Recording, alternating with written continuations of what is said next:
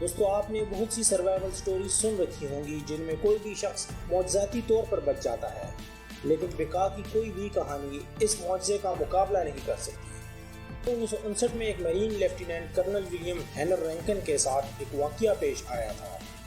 دوستو do you know کی videos میں ایک مرتبہ پھر خوش آمدید۔ یہ 26 جولائی 1959 کا دن تھا جب رینکن شمالی کیرولائنا کے ساحل کے قریب اپنے F-8 صلیبی جہاز جو ایک انجن والا سپر سونک طیارہ تھا اس کی بھرپور اڑان بھر رہا تھا۔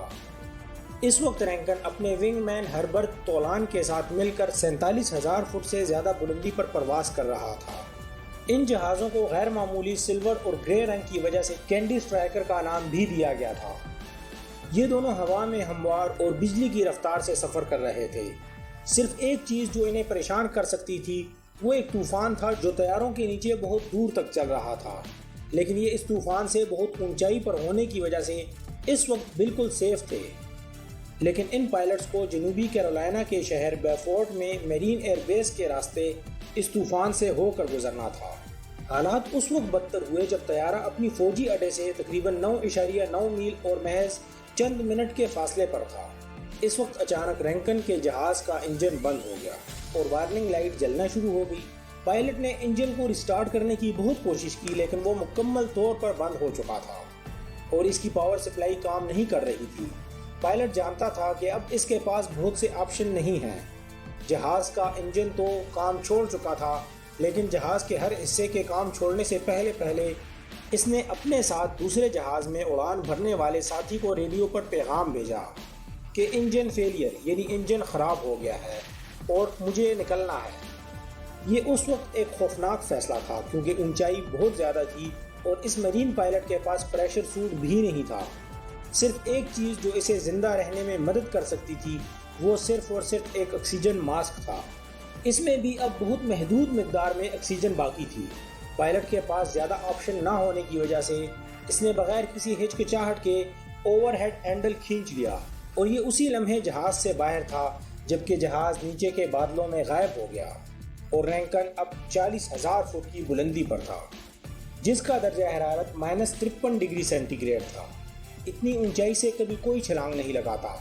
انتہائی تجربہ کار ماہرین بھی 15,000 فٹ بلندی سے کچھ زیادہ اونچائی سے ہی چھلانگ لگا سکتے ہیں اور ان کے پاس بھی تمام تر ضروری سامان ہونا لازمی ہے، ورنہ یہ بہت سنگین مسائل کی وجہ بن سکتا ہے۔ اور رینکن کے پاس ضروری سامان بھی مکمل نہیں تھا، جیسے کہ پریشر سوٹ کی کمی جو ایسے حالات میں بہت ضروری تھی۔ اس کا مطلب یہ ہے کہ جب ولیم رینکن نے خود کو اتنی بے مثال بلندی پر ہوا میں پایا ہوگا تو اسے وہاں پر بدترین قسم کی ڈیکمپریشن کا سامنا کرنا پڑا ہوگا۔ رینکن نے چند لمحوں میں ہی محسوس کر لیا کہ اس کا پیٹ پہلے کے سائز سے دگنا ہو گیا ہے اور اسے اپنی ناک پھٹتی ہوئی محسوس ہو رہی تھی اور اس کی آنکھوں، کانوں اور منہ سے بھی خون بہنے لگا تھا۔ جسم کے مختلف حصوں سے خون کا جاری ہونے کی وجہ سے مرین آفیسر کو اس بات کا بھی اچھی طرح علم تھا کہ یہ ڈیکمپریشن اسے فوراً ختم کر دے گا۔ وہ یہ نہیں جانتا تھا کہ اس سے آگے ایک اور بڑی آزمائش اس کا انتظار کر رہی ہے۔ رینکن مسلسل گر رہا تھا اور خوف کے علاوہ وہ شدید سردی بھی محسوس کر رہا تھا۔ اس کی کلائیاں اور ٹخنے جل رہے تھے جیسے کسی نے اس پر براہ راست برف ڈال دی ہو۔ ہوائی جہاز سے نکلتے ہوئے اس کے ہاتھ سے ایک دستانہ بھی گر گیا تھا جس کی وجہ سے اس کا بائیں ہاتھ تقریباً اب بے حس ہو چکا تھا اور معاملات اب مزید بگڑتے جا رہے تھے کیونکہ وہ اب بھی ہوا میں تھا۔ یقیناً پائلٹ کے پاس پیراشوٹ تھا لیکن اسے 10,000 فٹ کی بلندی پر خود بخود کھلنا تھا اور اگر وہ اس وقت اسے کھولنے کی کوشش بھی کرتا تو اس وقت ایسا ہونا ممکن نہیں تھا۔ اور یہی وجہ کہ جو شخص ابھی کچھ لمحے پہلے ہوائی جہاز چلا رہا تھا وہ اب فضا میں طوفان کے رحم و کرم پر تھا۔ ہوا میں سے گزرتے ہوئے رینکن ایسے بادلوں میں داخل ہو گیا جو بالکل سیاہ تھے۔ یہ 5 منٹ تک انہی بادلوں سے گزرتا رہا جہاں اسے کچھ بھی نظر نہیں آ رہا تھا۔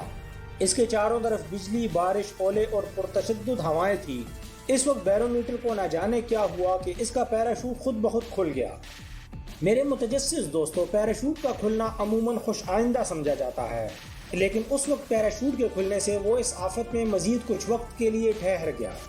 جی ہاں، میرین پائلٹ کے ارد گرد کے پرتشدد موسم کی وجہ سے یہ وقت سے پہلے ہی کھل گیا اور یہ شخص اس گرج چمک کے بالکل درمیان میں پھنس گیا۔ لیکن یہ کوئی ایسی آندھی نہیں تھی جس کا زور ختم ہونے کے قریب ہو، اور اس کے بعد بدقسمت 39 سالہ لڑاکا پائلٹ سیدھا کمولونیمبس بادل میں گر گیا۔ یہ بادل اکثر بھاری پفلی مشروم کی طرح نظر آتے ہیں۔ یہ ناقابل یقین حد تک گھنے ہوتے ہیں اور یہ ایسے علاقوں میں ظاہر ہوتے ہیں جہاں ماحول انتہائی غیر مستحکم ہوتے ہیں، اور اس طرح کے بادل ہمیشہ عمودی ہوتے ہیں اور اس کی چوٹی 70,000 فٹ کی بلندی تک پہنچ سکتی ہے۔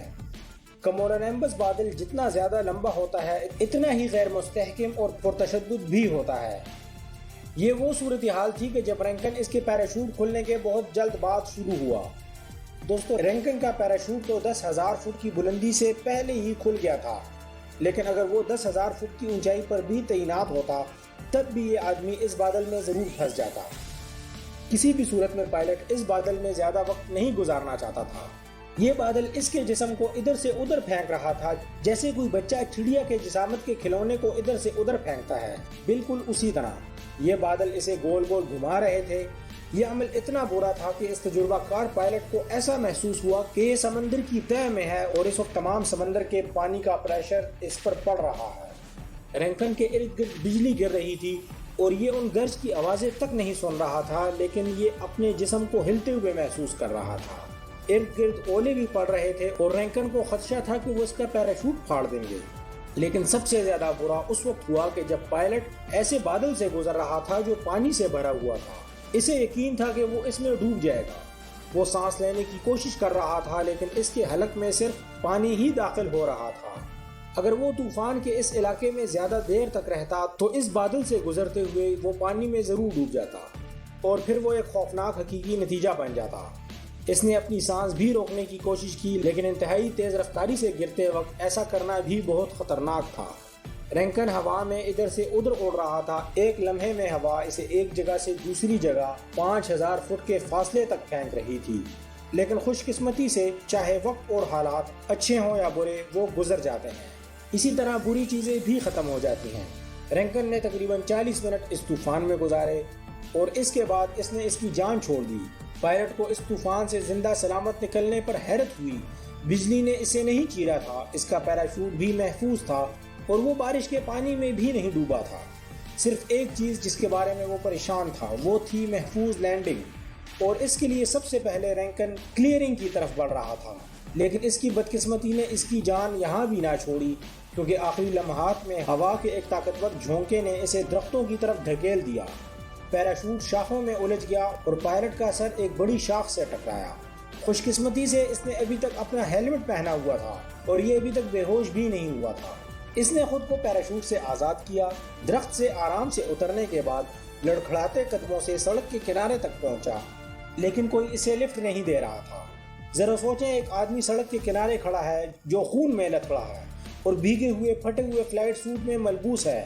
اس میں کوئی تعجب کی بات نہیں کہ اسے لفٹ دینے کے لیے یہاں کوئی رضاکار نہیں تھا، کیونکہ موسم بہت زیادہ خراب تھا اور جہاز سے نکلنے کے بعد اس طوفان میں پھنسنے کی وجہ سے اس کا اور اس کے جہاز کا کوئی اتا پتہ نہیں تھا۔ لیکن آخرکار کسی نے اس پر رحم کھا کر اسے اپنی گاڑی میں بٹھایا اور قریبی ٹیلی فون بوتھ کے قریب اسے اتار دیا۔ اس نے وہاں سے ایمبولینس کو کال ملائی اور اسے اس وقت محسوس ہوا کہ یہ دنیا کا خوش قسمت ترین آدمی ہے جو 47,000 فٹ کی بلندی سے ابھی زمین پر اترا ہے اور بالکل صحیح سلامت ہے۔ اس کے جسم پر ہر طرف انگنت زخم تھے اور اس کی حالت بہت خراب تھی، لیکن اس کے علاوہ اس آزمائش کی وجہ سے اس کے جسم کو اور اسے کسی قسم کے طویل مدتی نقصان کا سامنا نہیں کرنا پڑا تھا۔